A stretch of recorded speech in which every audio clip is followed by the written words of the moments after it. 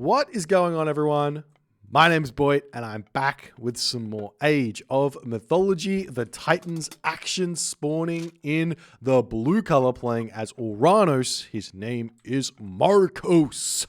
m4rcos from the PXX clan. You will remember him from such games as most likely Old Boys losing to PXX. It's a very common occurrence. His opponent today in the red color, playing as Hades. We see something a little bit odd happening here at the start of the game from Sirtok's perspective. He mines a little bit of gold and has a little bit of having just a little bit of troubles here in the early game. Not sure what's going on, but an interesting one. Nonetheless, starting things off, he is playing as Hades. Hades against Oranos on the map Painted Desert. This is the round of 32 in the Champions League qualifiers, which means both these players now have qualified for Challengers League. The next step in this process for them is going to be trying to secure a spot in Champions League. Basically, you have to win 3 sets to get into Champions League in this qualifiers bracket. You have to win the round of 64. Some players have got to bye in the round of 64, so that automatically counts as a win. Then you have to win the round of 32 and the round of 16. And then the Champions League bracket gets started and the real fun begins. As we see Sirtok moving into the middle of the map with his Hades. First thing to notice here for the map, this is Painted Desert. Painted Deserts has a few different town center spawns that you have to be kind of aware of. So this map, the town center spawns are back town centers. So you can have either on the top side, a back town center or a front town center, and on the bottom side, a back town center or a front town center. So you can have any multiplication of the of 2 of those, obviously. So you could have 2 town centers over this side. You could have a town center here and a town center here. You could have a town center here and a town center here, or you can have the town center here and the town center here, or obviously we've already done this one. So there's only so many different options here. But the double back town centers does make it really, really tough for both players here to really get a foothold on the map, or on a win, really. So from one perspective here, this is really, really good for the Hades, because it means that the Oranos players' win condition of grabbing a town center to or 4 town centers to 2 town centers basically goes out the window. You're not going to really be able to get 4 town centers to 2 town centers on this map very, very often against Hades. Also, stopping this town center from going up as the Oranos is going to be really, really tough, because it's super far away from the home town center or the home starting point of the Oranos player. Getting units over to this town center is going to be really, really tough. So what does that mean? Well, basically it means that Sirtok has got nothing to worry about if he can secure a second gold mine. He is going through areas, which is really, really interesting. I'm surprised to see that. A relatively quick advance time from Sirtok. Going through areas in this matchup is not something that you see very often here. It's mostly a Poseidon kind of tactic, just on the fact that Poseidon doesn't have access to Athena. Athena is so good in this matchup, but Ares coming through first. No surprises here from m4rcos with the Prometheus, but we'll see how it's going to go. Right now, Sirtok's sitting in the middle of the map. He might be wanting to put early pressure on and not even go for a fast second town center here anyways. Like, on the one hand, fast second town center here might be a little bit dangerous, because Sirtok's only got so many goats. He's only got 6 goats in his base. This town center, while it does secure the gold here, he doesn't have any food on it, so it's not amazing. But I mean, securing a gold mine is kind of a big deal. So we'll have to wait and see what's going to happen here, but m4rcos is going to be in for it as the Katoskopos moves around here. We'll see this gold mine. One thing that an Ares rush is not going to be able to do with a back gold mine like this is force m4rcos off of that location. As the Cyclops pops out here, villagers still mining the gold, still getting the wood line out, no buildings coming down, and it seems to me that Sirtok is just going for a very, very quiet, confident far second town center here. He sends the Cyclops up to the top side of the map. The Katoskopos scouting around here. We see the counter barracks getting thrown down. We see the military barracks getting thrown down here as well. If Sirtok spots both of these and he just basically sends the Katoskopos in, he should be able to hit both military buildings with the Pestilence getting clicked right in the center of this town center. Unfortunately, he does not hit the military barracks, and that's going to allow m4rcos to get some damage done. As the Ajax comes through, Sirtok going to be getting pushed back to the main base. Very low HP villager here is getting taken down. Is there going to be any attempt from Sirtok to micro this answer? No. First blood is drawn for m4rcos here. Nice play with the Promethean offspring there. Not sure why that villager was such low HP. Was there a shockwave used? No shockwave used either. As the game is going to motor along, Town Center is almost up here for Sirtok, and we'll see what the plan here is for m4rcos. m4rcos going for double Murmillo off the bat here, completely ignoring the fact that he's got this counter barracks with this Terma out, and it looks like m4rcos is going to be going for a very, very strong hard send with his units in the early game here to get some damage done. The question is going to be, will there be anything that he can actually do here in this early game? Hitting this wood line is going to be huge. The question is if he's going to notice that there's a wood line over there or not. It doesn't make a whole lot of sense to check that. Generally speaking, you're just going to be chopping wood in your home base, as we see an archery range coming up over here for Sirtok as well. Chiron getting chased away now by the Murmillo heroes on that position. That's a really nice way to deal with the strength of the Chiron, in all honesty, is just get it caught out of position and just chase it down with your Murmillo heroes. Smart play from m4rcos. I'm going to have to steal that one as the unit's going to be moving forward at this point, looking for something to deal with here. I'm going to find a completely open sentry tower as the Sentinels come down. And I love this wall here from Sirtok. One wall and potentially a military building. Exactly what Sirtok is doing is going to completely close off that potential weakness on this wood line. Absolutely love that play. As the Cyclops coming back in, unit's going to have to retreat away for the time being here, as m4rcos is still full sending in this game. He's cut the production out of this military barracks for the time being, but he's finished up on the hunt. And man, I'm a little bit concerned here for Sirtok, because he's only going to be able to build so many units, and m4rcos here is going for a very, very heavy control of the map, as villagers are going to sneak out over onto these Gazelle. We'll see if he's going to be able to get these at all, as we do see a cheeky shockwave coming in onto this position. Valor getting dropped down. Cyclops still very high on the HP. Going to be a very valuable unit here as Sirtok retreats back. Losing that tower, not the biggest of deals. Doesn't really protect all too much, but I would like to have seen Sirtok throwing up some wall segments around his sentry towers to just defend his base a little bit easier here at this point. As now the units moving over here, we see the m4rcos units getting a little bit spicy over him. They will be meeting villagers. Sirtok pulling them back, but 3 villagers getting caught out in the middle of the map here, as m4rcos is going to be going straight after them. Look at the population differential right now. It's quite heavily in m4rcos' favor, and the food and gold are skyrocketing here as m4rcos is making an effort to get up to the heroic age, going for a semi-fast heroic here, going through Hyperion as well, as it seems to me that m4rcos feels like he can get a gold staff in this position. He's going for a timing attack on that gold mine over here. This is the only real gold mine that Sirtok's got a chance of grabbing. This gold mine is far too far away. He's got the Oracle sitting on it anyway, so he knows. And all m4rcos is going to do is try and sit over here. One thing I would really, really like to see m4rcos try while he's doing this is send a citizen forward and drop a palace here in preemptively, and just completely send on the gold staff.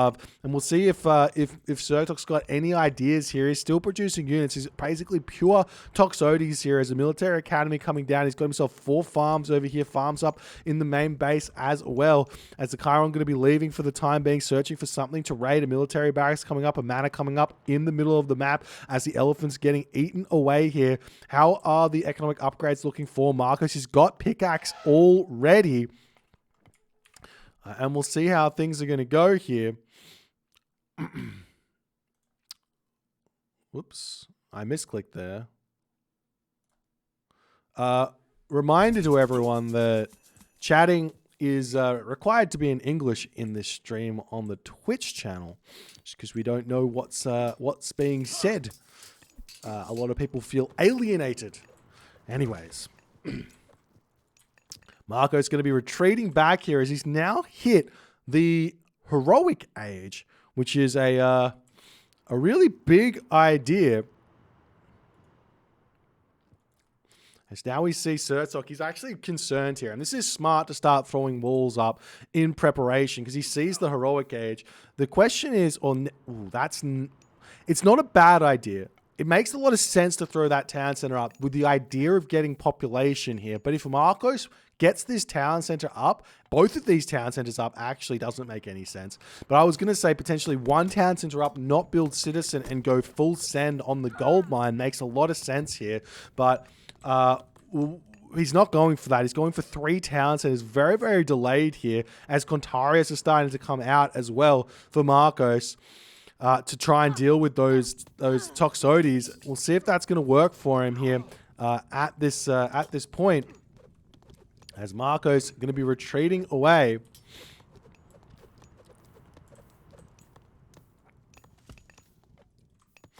But yeah, with these walls coming up already, it's going to make it tough for some sort of palace drop here. Some sort of like controlling this gold mine with a palace was kind of the whole idea of the strategy is what I thought, but he's not going for it, and he's getting pushed back here. Sirtok is held really, really nicely, and at this point, while there are Contarius raids now starting to come in and pick off villages over here, Sirtok, he's kind of defended in a way. He's kind of defended. He might have a hard road in front of him to kind of push out of his base. But so long as he gets this gold mine secured, he can live another day, and m4rcos is going to have all the work that he needs to kind of get done in this game to find a win here. As the Toxotes pushing out here, trying to take down those m4rmillo. m4rmillo retreating away, gets a little bit of spray damage there, as a lot of those units do end up falling. Meanwhile, moving over onto this location here, we see the citizens starting to move forward at this point.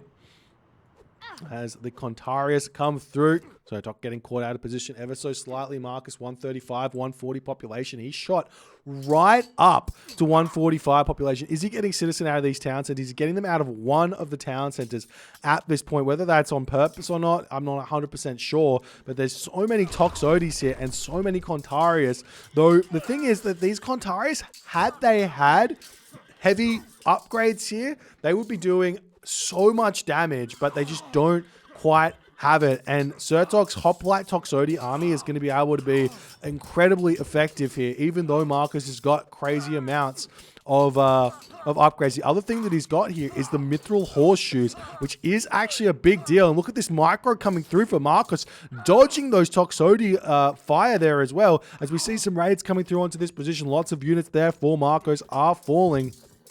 As Contarius trying to push in to this position. There's the shockwave coming through as well, and we do see a palace getting dropped down on this position now for m4rcos, but his population has dropped. The question is going to be, will he be able to get it up inside of this location? And look, it's in the fog of war, and he will also get access to eating all of this hunt here as well, so it's not even a waste for him to walk those citizens forward. He can also get military buildings up there as well. And here's the next thing. So Arcus sitting on this position here, they've got the range to hit those villages way, way outside of the range of the Sentinel here. As these units sitting back, not doing all too much. Palace is up now. Military barracks coming up as well.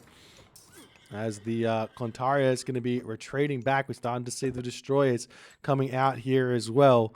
As the game continues, m4rcos still sitting m4rcos, excuse me, still sitting 143, 145 population, still in a really good position. He's actually hit his 25 citizen count as well after all is said and done. So he's managing to make this work really nicely. A gate coming up. The next step has to be one more palace over here, and things are looking grim for Sirtok in this game. He is not managing to deal with the pressure that m4rcos is putting onto him here. Beautiful micro over and over again with these Contaris, making full use of that relic, the mithril horseshoes here in this game. 6.9 speed on a cavalry unit is so strong, but also now destroyers getting mixed into this army, going to be able to tank so much of that DPS out of the Toxotes here, as the Contarius pushing in here to get some big damage done. This wall will get taken out over here, and then the army is going to start being able to collapse onto this gold mine over here. We've also got villagers already over on this gold mine here to potentially drop a palace if need be. But Sirtok here, he's got to be thinking, how else can he continue? He will be getting Hades Shades as these fights are continuing, but things are looking very scary now. The villagers army now moving up over to the villagers on this position. m4rcos at this point doesn't have the resources to drop another palace, but Sirtok's villagers have to retreat back. Sirtok's got no gold in the bank for the time being. m4rcos has got resources for days, plenty of military buildings coming through. Villagers might want to come through and start helping out in these fights, but these Archers and Destroyers and Contarius of m4rcos are just way too strong at this point in the game for Sirtok to deal with, and Sirtok continuing to play Matrix games on those Toxotes, just dodging the Toxote fire, and Sirtok trying to market this to the best of his ability to take out the Arcus on the back, but those Toxote are going to fall very fast as these fights going on. Sirtok dropping down to 80 population as m4rcos is sitting at a solid 145 here. m4rcos also taking this time and this opportunity here to build a wall to make things even more difficult for Sirtok to continue. And the thing is, even if Sirtok can hold this gold mine and mine all of this gold, he still has to push through a palace here to get onto a second gold mine. But the problem is Sirtok's got 6 gold in the bank, and he's got no hope of getting any more gold in this game. m4rcos makes it work here with an incredibly strong, semi-fast heroic into town center grab, which I don't know, I thought it was absolutely crazy, but it worked an absolute treat here. I think Sirtok needed to try and get heroic age, build a few less units in the classical age, and that way he probably could have held on by adding in Prodromus potentially to deal with the Contarius, or potentially making Hypaspist to deal with the destroyers, but most importantly, dropping a fortress on this gold mine to hold, and also potentially having like Nemean lions to help out. But the other thing that's true here is that m4rcos didn't even drop his heroic age god power. He didn't even drop it. He could have gone Thea here and had the ultra speedy Contarius if he went for Poseidon's Secret, which obviously he doesn't get unless he goes for Thea. Didn't go for it. Didn't get to see it. Could have seen a 7.5-ish speed Contarius. Didn't see it, but m4rcos gets the first win. Sirtok's going to have to go back to the drawing board and see how he's going to work out dealing with this Oranos of m4rcos. If you guys enjoyed this game, please consider hitting the follow on the Twitch. If you're on the YouTube, hit that subscribe button, and I'll see you guys in the next game.